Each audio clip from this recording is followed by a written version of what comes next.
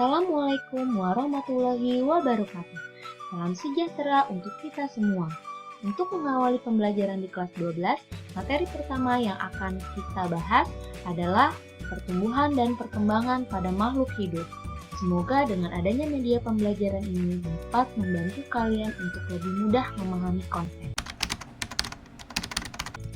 Kompetensi dasar yang akan kalian capai, yang pertama, kalian mampu menjelaskan pengaruh faktor internal dan eksternal terhadap proses pertumbuhan dan perkembangan makhluk hidup.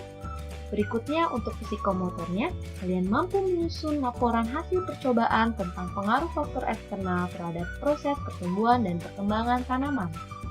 Jika kita breakdown dari kompetensi dasar, maka kita akan dapatkan 4 peta konsep pembelajaran yang akan kita bahas lebih lanjut. Silahkan kita amati bersama-sama gambar berikut. Di sini ada gambar bayi yang mungil, yang suatu saat nanti akan tumbuh menjadi balita, menjadi anak-anak, menjadi remaja, kemudian menjadi orang dewasa yang memiliki tubuh lebih besar dan tinggi. Kira-kira proses apakah yang mereka alami? Apakah organisme lainnya juga akan mengalami perubahan demikian? Ya, seperti yang kita ketahui, proses ini merupakan proses pertumbuhan dan perkembangan sebagai salah satu ciri dari makhluk hidup. Meskipun berbeda, namun keduanya berjalan secara beriringan. Apakah pertumbuhan itu? Pertumbuhan merupakan proses pertambahan ukuran, bisa volume, massa, tinggi, atau panjang, yang sifatnya permanen dan tidak bisa kembali lagi, atau istilahnya namanya irreversible. Kita lihat contohnya. Pertumbuhan dan perkembangan tanaman berawal dari biji, di mana biji ini nanti akan berkecambah dan akan tumbuh pelan-pelan, tanaman kecil dan nantinya akan tumbuh menjadi tanaman muda. Mulai dari biji sampai ke tanaman muda, bisa diukur kecepatan pertumbuhannya dengan melihat tinggi tanaman yang dapat diukur, sehingga proses ini bersifat kuantitatif atau dapat dinyatakan dengan satuan bilangan. Sedangkan perkembangan merupakan proses menuju kedewasaan pada makhluk hidup, atau istilahnya sel-selnya sudah terspesialisasi. Selnya itu sudah menuju ke struktur dan fungsi tertentu. Contoh, tumbuhan dikatakan sudah dewasa apabila telah mampu berbunga. Kita ketahui bersama, organ bunga berfungsi sebagai alat reproduksi. Berarti ketika tumbuhan sudah berbunga, seluruh sistemnya sudah berfungsi. Ya, di sini berarti sistem reproduksinya sudah berfungsi. Proses ini bersifat kualitatif, tidak dapat dinyatakan dengan bilangan dan bisa kembali ke semula atau istilahnya reversible. Jika kita lihat tabel perbedaan di sini, tumbuhan berarti bertambahnya ukuran seperti panjang, lebar, volume, dan massa. Kemudian bersifat kuantitatif, tidak dapat kembali ke keadaan semula, kemudian dapat diukur. Dan perkembangan berarti kebalikannya. Nah, pada tumbuhan tingkat tinggi ini diawali dengan biji. Nah, biji ini merupakan hasil fertilisasi yang tumbuh menjadi zigot. Zigot lalu tumbuh menjadi embrio. Embrio ini dilengkapi dengan cadangan makanan atau endosperma. Tidak semua ya, hanya yang angiosperma saja yang memiliki endosperm. Nah, biji ini akan berkecambah dan menghasilkan individu muda. Dari proses tumbang pada tumbuhan ada 3 kegiatan, yaitu pembelahan sel, pembesaran sel, dan diferensiasi sel. Struktur biji yang telah kita ketahui adalah keras. Kenapa keras? Karena kadar air hanya 5-15% dari bobotnya. Di dalam embrio dikelilingi oleh cadangan makanan yang disebut dengan endosperm. Nah, kotyledonnya membesar karena terisi dari cadangan makanan tadi. Nah, kita kenal ada 2 macam biji, ada dikotil dan ada monokotil. Kita lihat, pada embrio di sini akan memiliki bagian atau calon organ yang nantinya akan jadi organ. Ada calon akar namanya radikula, ada calon batang, di sini ada pembentangan ruas batang, ada yang epikotil dan ada yang hipokotil. Kemudian ada calon daun, namanya plumula. Nah, kemudian yang monokotil, radikula ini akan diselubungi oleh koleoriza dan plumula nanti akan diselubungi oleh koleoptil. Proses pertumbuhan dan perkembangan pada tumbuhan meliputi 3 ya. Pertama, proses perkecambahan, kemudian proses pertumbuhan primer di mana tanaman itu tambah tinggi, dan proses pertumbuhan sekunder di mana tanaman itu tambah besar. Yang pertama adalah perkecambahan. Perkecambahan ini merupakan masa berakhirnya dormansi biji. Jadi biji dikatakan dormansi berarti selnya tidak aktif membelah tapi tidak mati. Nah, proses perkecambahan dimulai ketika muncul radikula. Muncul radikula ini akan menembus kulit. Lalu diikuti dengan munculnya plantula, tanaman kecil dari dalam biji. Berakhirnya masa dormansi ditandai dengan masuknya air. Jadi, ketika struktur biji yang keras, kemudian di situ ada air yang masuk, maka biji ini akan mengalami proses yang namanya imbibisi. Airnya akan terserap. Air nanti akan mengaktifkan hormon giberelin yang memberi sinyal untuk mengaktifkan enzim-enzim yang ada di dalam biji untuk melakukan proses metabolisme. Dari proses ini nanti akan terbongkar cadangan makanan menjadi energi. Nah, dari energi itulah yang akan dipakai oleh biji untuk tumbuh dan berkembang. Jadi dengan energi tadi, radikula akan muncul menjadi akar, kemudian hipokotil epikotil akan menjadi batang, dan plumula akan menjadi daun. Ada 2 tipe perkecambahan, ada epigeal dan ada hipogeal. Kita akan bahas yang epigeal. Perkecambahan epigeal terjadi akibat aktivitas hipokotil lebih cepat dibandingkan dengan epikotil. Karena hipokotil adalah pembentangan ruas batang di bagian bawah daun lembaga, di bawahnya.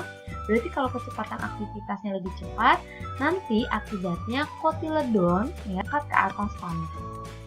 Oke, sekarang yang hipogeal ya. Hipogeal kebalikannya.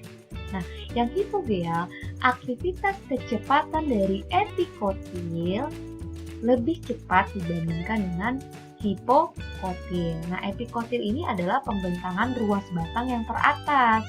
Jadi di atasnya hipokotil ya. Karena epikotilnya lebih cepat membelahnya, sehingga kotiledon dan hipokotil tetap berada di dalam tanah, tidak ikut terangkat. Contohnya biji jagung. Kemudian proses berikutnya adalah pertumbuhan primer. Pertumbuhan primer ini merupakan pertumbuhan memanjangnya ujung batang dan ujung akar akibat aktivitas pembelahan dari jaringan meristem. Jadi di sini tumbuhan ini akan tinggi. Ada 2 titik tumbuh, ada titik tumbuh akar dan ada titik tumbuh batang. Titik tumbuh akar merupakan bagian jaringan meristem akar yang dilindungi oleh tudung akar.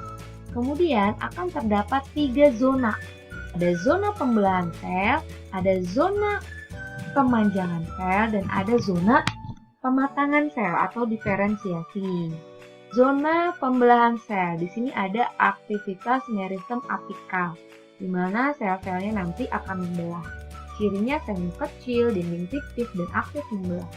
Kemudian ada zona elongation, artinya pempanjangan sel. Jadi karena sel-selnya ini nanti berisi air, sehingga ukuran sel itu 10 kali lebih panjang. Sehingga sel ini nanti akan mendorong si ujung akar. Zona diferensiasi menunjukkan perbedaan bentuk dan ukuran sel semakin jelas. Nah, di sini sudah terjadi zona proses organogenesis. Jadi pembentukan organ. Nah, di sini makanya kelihatan ada rambut akar. Sekarang kita lihat titik tumbuh batang. Jadi titik tumbuh batang merupakan bagian jaringan meristem yang ada di ujung batang. Sama, ada zona pembelahan sel, ada zona perpanjangan sel, ada zona diferensiasi. Zona pembelahan sel, ya berarti di sini memiliki sel meristem apikal dan bakal daun.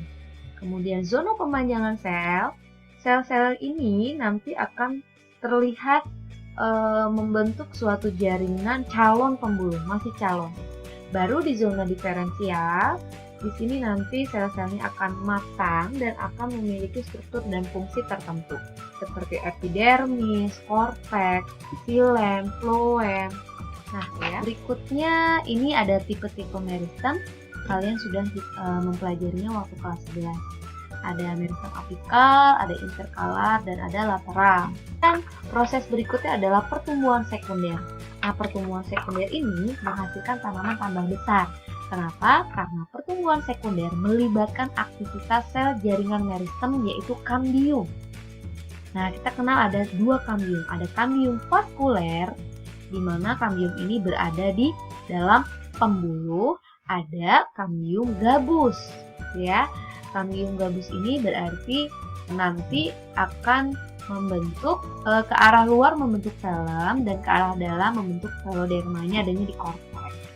Jadi, karena aktivitas kambium yang membelah, berarti tidak semua tumbuhan melakukan pertumbuhan sekunder, hanya yang dikotil saja yang mengalami pertumbuhan sekunder, ya.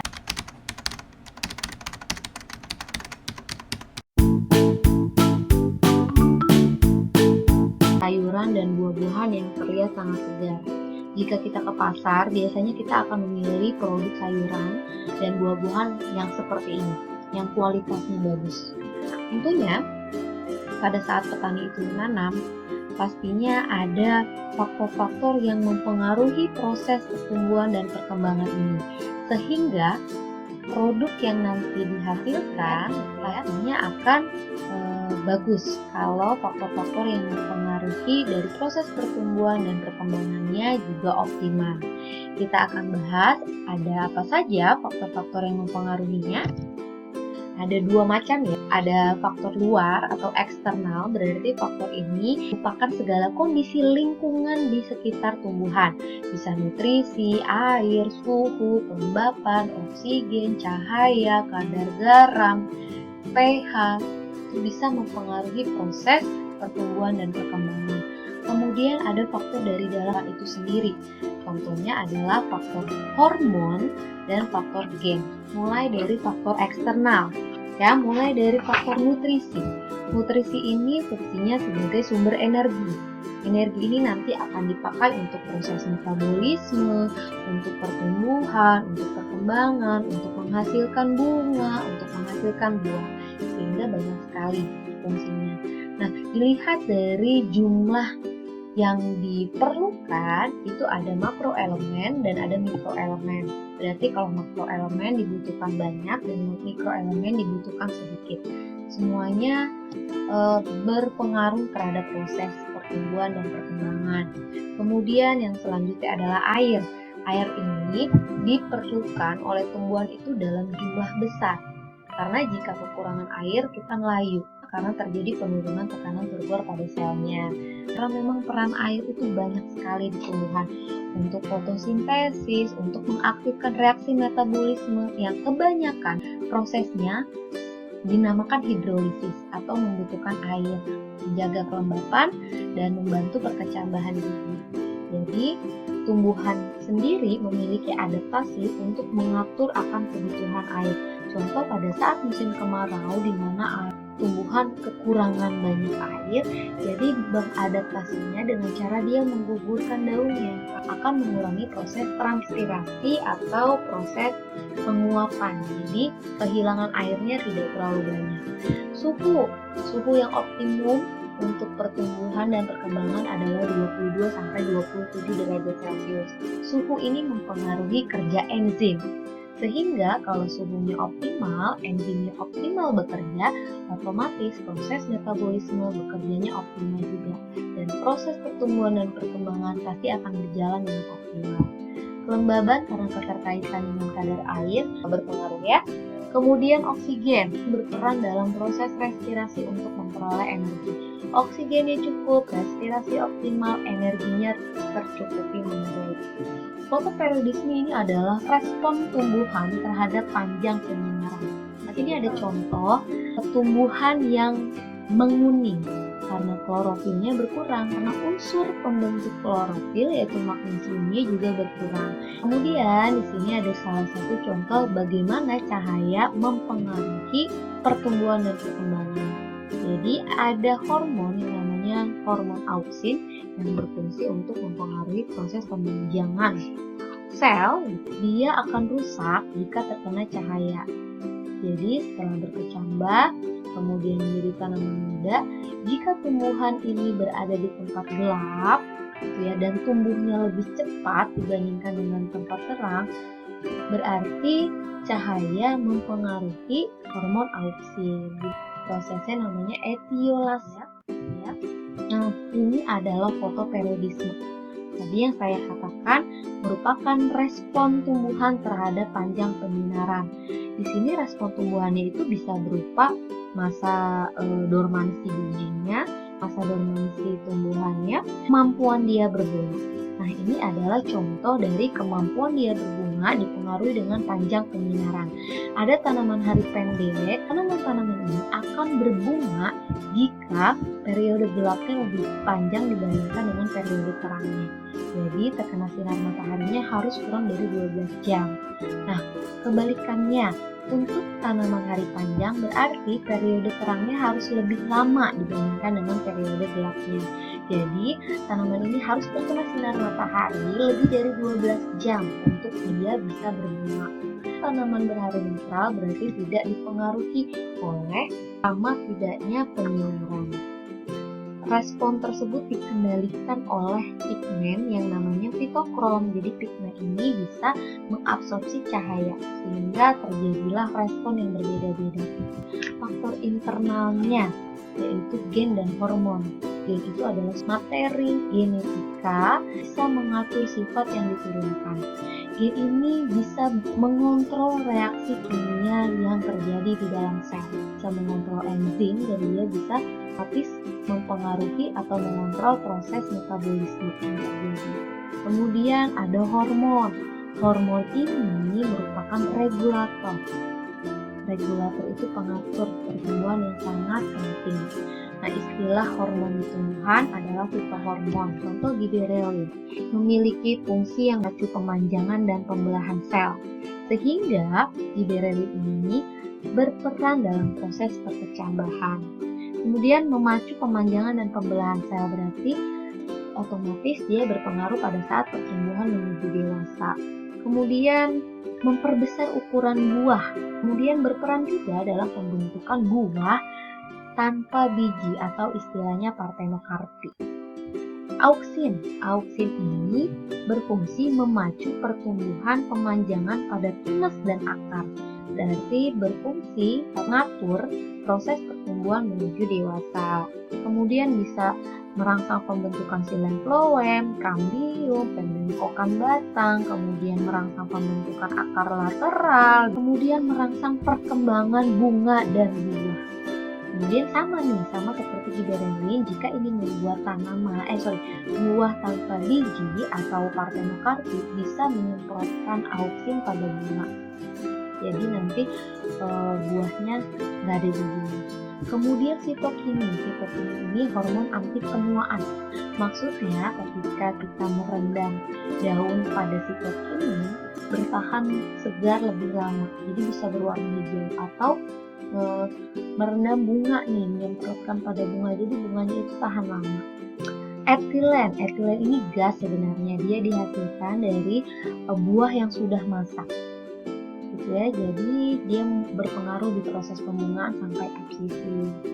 Asam absisat ini hormon yang memperlambat atau menghentikan pembelahan dan pemanjangan sel. Otomatis peran dalam proses pengguguran yang menurun.